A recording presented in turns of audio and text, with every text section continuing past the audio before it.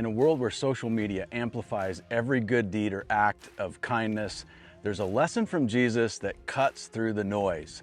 Join us in this episode as we delve into the important teaching that's going to challenge you to silence the applause-seeking impulses and instead find the true essence of generosity. Get ready to explore the paradox of receiving a reward that transcends the fleeting human praise. This is a lesson that is going to force you to ask, am I giving to be seen, or am I giving to make a difference?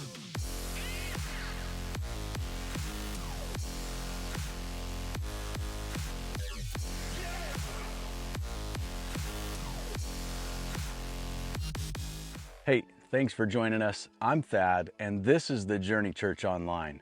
We take an out-of-the-box approach to teaching the Bible and inviting people to come together to get to know and follow Jesus. And we want you to know that no matter where you're tuning in from, whether you're an American, a Canadian, whether you're black, white, Asian, Hispanic, whether you're married, single, young, old, it doesn't matter.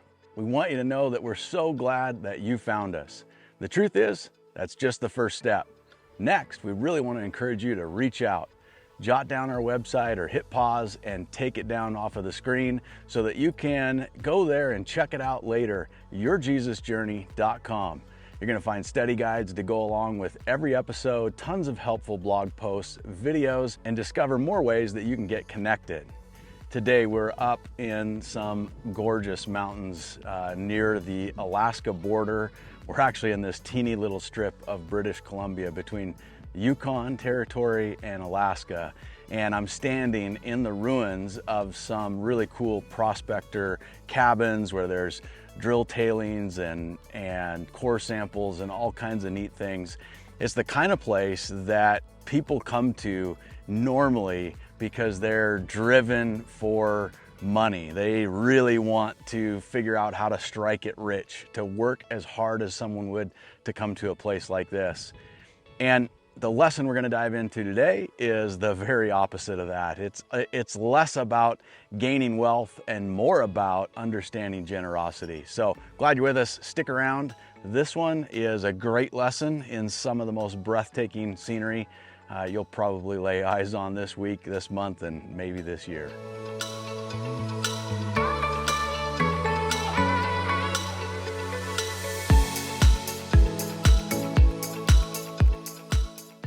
Normally the whole point of wearing a hat is to have the brim so it keeps the sun out of your eyes. The problem is when we're trying to film, my face is just completely black and it just looks funny on camera. So I am sporting my ball cap backwards for this episode. And if that's a weird thing for you, then, well, it's a little bit weird for me too, to be honest with you. I grew up in a world that there were so many weird rules. Like I think in high school it was like considered a complete faux pas to wear your hat backwards unless you were really different. Apparently now I'm really different. Most of you have probably heard the saying that it's better to give than receive. And that saying really shines some light on the way people naturally think. We like to be the givers, the ones with the solutions or the money or the food or right, you pick it. I don't think anybody ever really likes to be in those hard seasons where we need charity from other people. And that's not really what this lesson from Jesus is about. This one is all about addressing the heart and motives of the person doing the giving. In my life, I've been on both sides of this lesson. In other words, there have been many times when I was in sync with what Jesus teaches, and there was also some times when I was doing exactly the thing that he warned against. Well, this lesson shows up in the middle of the Sermon on the Mount. Jesus is addressing his disciples as well as many others who are probably still kind of undecided on the fence about this Jesus guy. So there's this crowd full of curious people. There's some committed people. There's definitely a lot of people who had no interest in following anything he taught. Not a lot different than today. And I like to remind you about what the audience looked like because I want you to think about where you are today as you're about to learn this lesson. Are you all in with Jesus?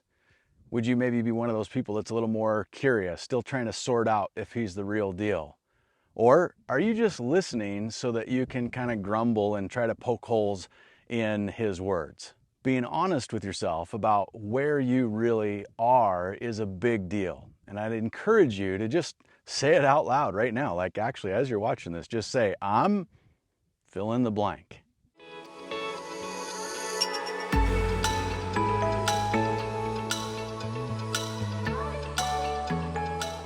Well, with that in mind, let's get to what Jesus had to say. It shows up in Matthew chapter 6, verses 1 through 4. It goes like this. He says, watch out. Don't do your good deeds publicly to be admired by others, for you're going to lose your reward from your Father in heaven. When you give to someone in need, don't do as the hypocrites do, blowing trumpets in the synagogues and the streets to call attention to their acts of charity. I tell you the truth, they have received all the reward they will ever get. But when you give to someone in need, don't let your left hand know what your right hand is doing. Give your gifts in private, and your Father, who sees everything, will reward you. So it's easy to read the Bible and sort of picture it all playing out in ancient times. Imagining people going to a temple, wearing funny clothes, participating in rituals that seem kind of weird to us, ringing bells, making a scene about their charity. It actually plays out in our mind like some clip from a really old movie. And when we do this, it's easy to keep the Bible at a distance. Like all of that was so long ago. It was at such a different time. But that couldn't be further from the truth, and this lesson might be more applicable today than ever before. You can't scroll through Instagram or Facebook or TikTok or YouTube without seeing reels of people essentially advertising their good deeds. In fact, the biggest YouTuber of all time has a channel. It's called Mr.Beast, and he's literally made this channel and his fame by doing crazy good deeds publicly. $2.5 million on this private jet and had 11 YouTubers put their hands on it. Whoever keeps their hand on the longest wins the private jet. But if at any point they take their hand off, they're eliminated. The challenge has officially started. The rules are simple. You can't push someone, and yeah, that's it. Now, don't get me wrong. If you're a fan of his, and seems like most of the world is, it's cool to see some of the cool things that he's done for people. But the whole trend is right in line with what Jesus was addressing all those years ago. How you give is more important than what you give. A restaurant with a $100,000 check. Hey, how's it going? I'm curious if you would quit your job for $100,000. No, I don't think I would. Like, I have got bills to pay. You could get a different job and have $100,000. My boss would not be happy. Let's ask him. Would you be mad if she quit for $100,000? Not at all. Are you serious? I'm your favorite employee. I would quit. You heard your boss. Okay, I'm putting my 2-week notice right now. Well, no 2 weeks. And if you don't believe the money is real, in this car is $100,000 in duffel bags. Mr. Beast, thanks to you, I can quit my job now. I'm so happy. We're just getting started. We have hundreds of thousands of more dollars we're giving away next. So, did you catch that? How you give is more important than what you give. Why is that? Why is that such a big deal? Because how you go about doing good for others or giving to charity speaks to your motives. It reveals the why behind the good deeds you're doing. And Jesus' lesson here is pretty straightforward. Don't be like those people trending on social who do their good deeds for everybody to see and like and share and subscribe and all this stuff, right? He's warning you in pretty plain English. If that's how you roll, then you should know whatever temporary applause you get, whatever temporary hit of dopamine you get to make you feel good from people being excited about your thing, whatever temporary fame or recognition you get, Jesus says that's it. That's all the reward you'll ever get. But he also opens the door to an entirely different kind of reward.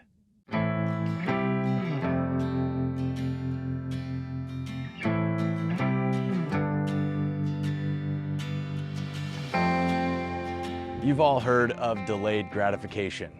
You put off buying the stuff now and stick with your financial plan so that you can buy the thing that you really want later with no debt and no stress. Or you put off eating the things that you really love so that you can get in shape, and then later you'll be able to enjoy a trip that you're going on without gasping for air up every flight of stairs, right? Pick your scenario. Everybody understands delayed gratification. And the overwhelming majority of us don't love it. Let's be honest, it can be hard. Having what you want now usually seems so much more appealing than waiting for it. But that is exactly what Jesus proposes here. Practicing delayed gratification. Doing things in such a way now that you won't reap the benefits until later. And trusting that God's reward and God's timing for that reward are good. Why do you think Jesus would give a lesson like this? Because it forces us to fight against our own selfish nature. It forces us to grow our trust muscles. It forces us to depend on God for our rewards rather than whatever we can manufacture on our own. But that's not the only reason this lesson is so important. When you're in a really tough spot, maybe you lost your job or your car just died or you've got some serious medical issues, pick the situation, right? Most of us have had some times in our life where we were pretty desperate and we didn't know how we were going to make it out of that situation. When you're in a spot like that, you can be helped by somebody that's looking for credit and applause, or you can be helped by somebody that's willing to keep it confidential, to respect your privacy and genuinely just offer the help. Which would you rather get help from? You see, when you give the way Jesus teaches, it's not just about you. It's also about the way the person getting the help or the gift or charity might actually feel. Like I mentioned earlier, I have been on both sides of this lesson personally. There have been times in my life where I was in a situation that I had extra money and wanted to help, but I went about it the wrong way. I've also experienced the difference when I've done things the way Jesus taught. We'd love to hear about your experience. Do you have any stories to share either about how you've given in the past or how others have helped you? Drop us a comment and share your stories. Leave a comment and share what God is teaching you through this lesson. Is there anything you think God is actually asking you to do in your life right now?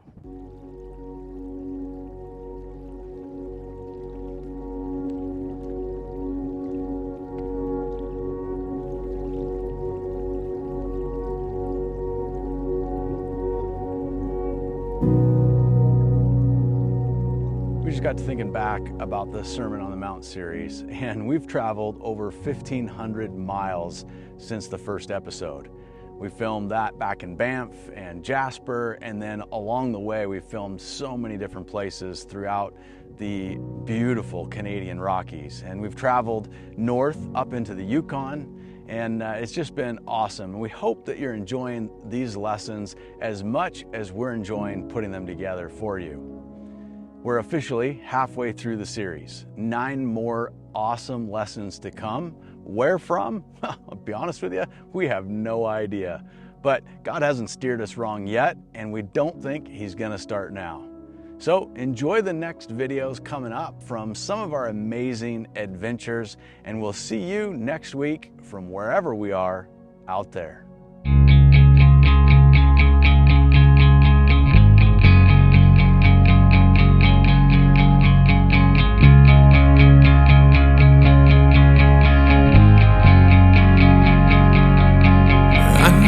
Been a struggle.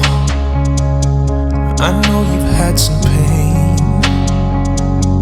I know you're feeling tired, held down by all the weight. Yeah, I know you're feeling lonely. Your smile ain't the same. Not sure where to go from here. Feel like you've lost your way. Don't give up, no, don't